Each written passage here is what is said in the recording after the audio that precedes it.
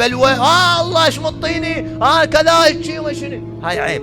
كون حتى انت تشوفها شر، هي خير، هي انت تشوفها شر. هسه هذول الملحدين ما يفهمون ذا النسوان في القلب، يفهمون سؤال في العقل.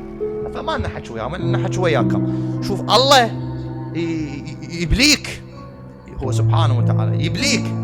شلون الطفل اخواني، الطفل مريض ياخذونه للطبيب، اخو الابره ميريته بالنسبه له شر لان توجعه فيبكي، بس علاجه بيه، مش بيها، علاجه بيها.